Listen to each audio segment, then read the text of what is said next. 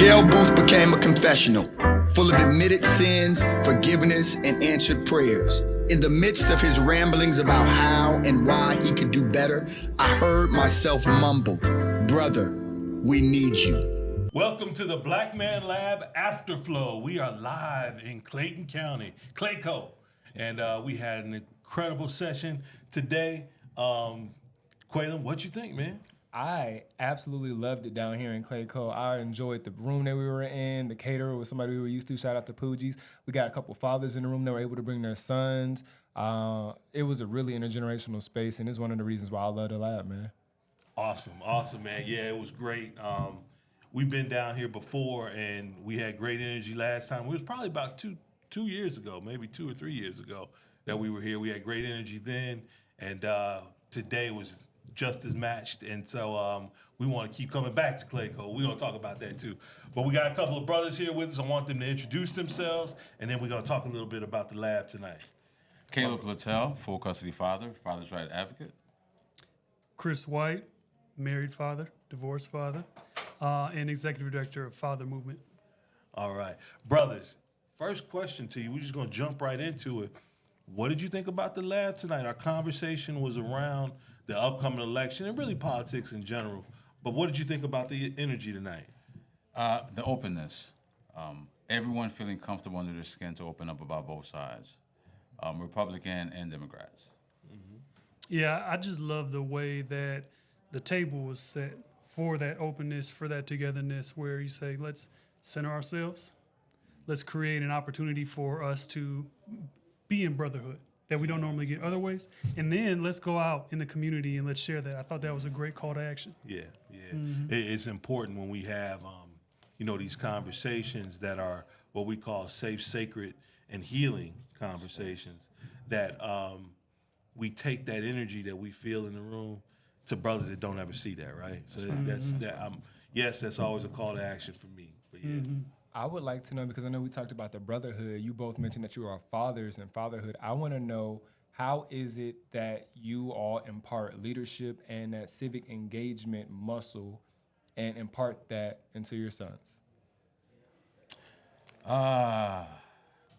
I'll tell you how Caleb does. Caleb bring his son everywhere he goes. He read my mind. Read my mind. So it's really that simple. The most powerful thing we have as fathers is the example that we set, our walk.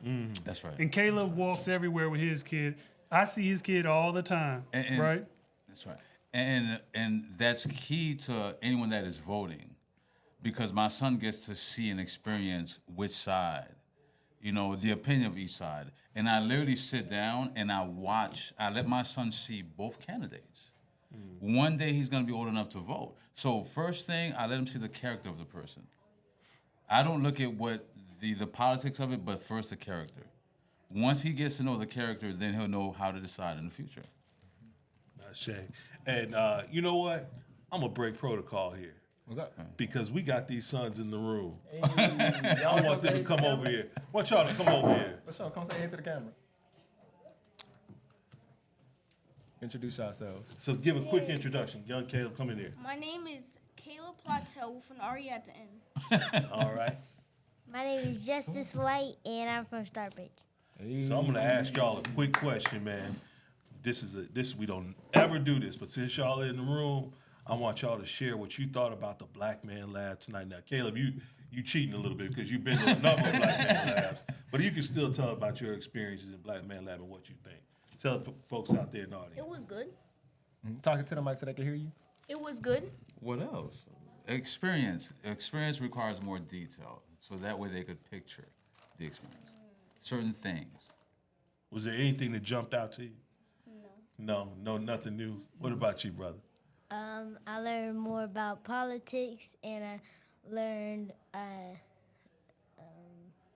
about turnout rates for black people when they are accused for doing something when they did not, and I met some new people and some business owners. Wow. He was paying attention, yeah. I appreciate it. Awesome. Hey, thank you both, brothers, for sharing. It's important for y'all out there. The Black Man Lab is an intergenerational space. We got young brothers like this, all the way up to brothers 85 years old and older. It's important for us to be open, honest with one another, and be in a space of sharing. We learn from them just as much as they learn from us. So we wanted to bring them on camera while they were here in the room because they have a voice too. And they really do bring their sons everywhere. Yeah. That's right.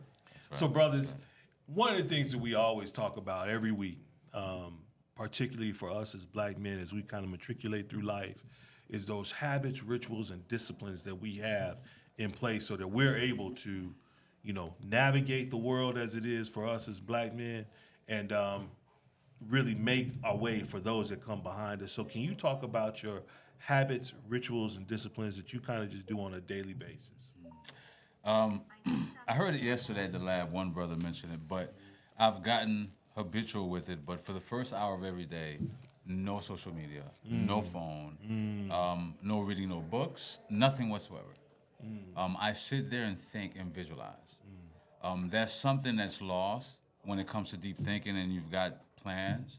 We're so used to gravitating to influencers that even being part of the lab, when I come there and I hear the right advice, there's no reason for me to go listen to an influencer. I'm meeting individuals that knows about it, have experience.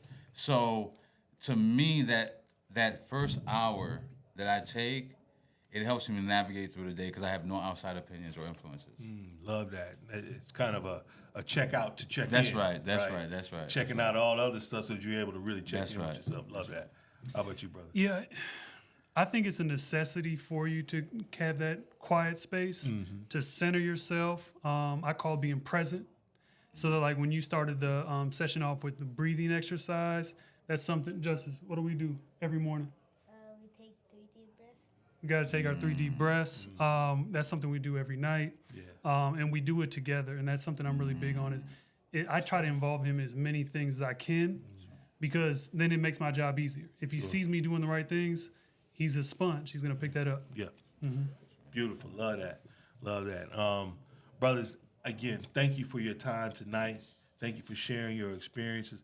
Thank you for sharing your beautiful sons with us. Love having them in the space. So we're going to link up. Caleb, come over here, man. Get in here wherever you can. Here, look here. There we go. All right. You want to get a Brother. little over here, man? stand So you can do some, boom, get in there. Where my dad at, man? Yeah. He wouldn't even sit with me, though. That's because he's a big man. That's why.